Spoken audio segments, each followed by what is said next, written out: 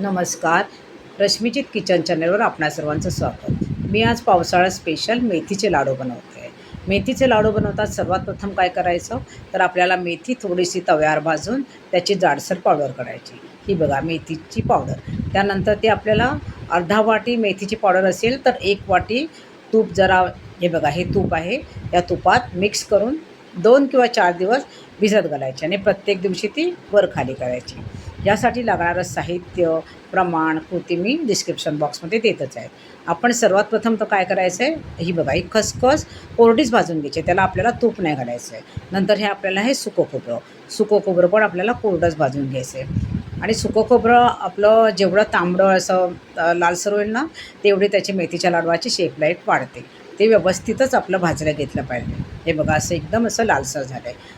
अशा प्रकारे तुम्हाला जर माझ्या रेसिपी आवडत असतील तर मला सबस्क्राईब करा, लाईक करा, कमेंट करा आणि बेल आयकॉनचं बटन दाबायला विसरू नका. आता आपण पुन्हा तूप घातलं आहे. हे तूप घातल्यानंतर आपल्याला ड्रायफ्रूट्स भाजून घ्यायचे आहेत. हे जे बदाम आपण भाजतो ना, त्याची सालं म्हणजे तडतडायला लागतात आणि आवाज यायला लागतो. त्यावरनं आपल्याला कळतं की आपले बदाम चांगले व्यवस्थित भाजले गेले आहेत. हे बघा अशा प्रकारे. त्याच्यानंतर आपल्याला घालायचे आहेत काजूगर पण तुपात थोडे असे लालसर दिसायला लागले ना, खूप जास्त भाजू नका, नाही तर ते कडवट लागतात. ते असे आपण बाजूला काढून बाहेर काढायचे.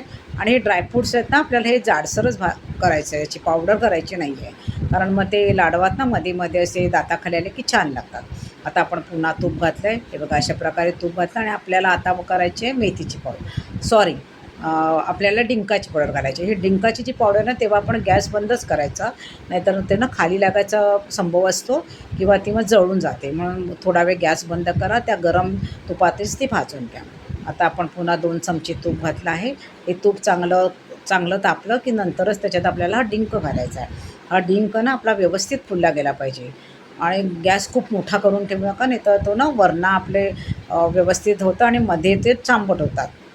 म्हणून आपण व्यवस्थित, आणि मी हे ना 3 बॅचमध्ये केलं आहे. 100 ग्रॅमच आहे माझं आणि ते मी 3 बॅचमध्ये त्याला व्यवस्थित फुलवलं आहे.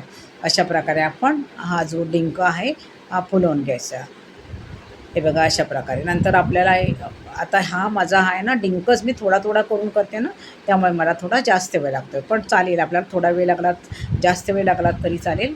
पण हा डिंक आपल्याला जास्त बॅचमध्ये करून घ्यावा लागेल. नंतर मी आता हे बघा तूप टाकून आपल्याला आता हे गव्हाचं पीठ टाकलं आहे आणि हे गव्हाचं पीठ ना थोडं लालसर होईपर्यंत व्यवस्थित भाजायचं आहे. त्यानंतर आणि ते व्यवस्थित, आणि थोडं तूप जास्त टाका, उरलेलं आपलं जे तूप असतं ना ते त्याच्यात टाकू शकता. आणि व्यवस्थित लालसर झाल्यानंतर हे आपण जे 3-4 दिवस भिजत घातलेलं मेथी आहे ना, मेथीची पावडर ती ह्याच्यात टाका.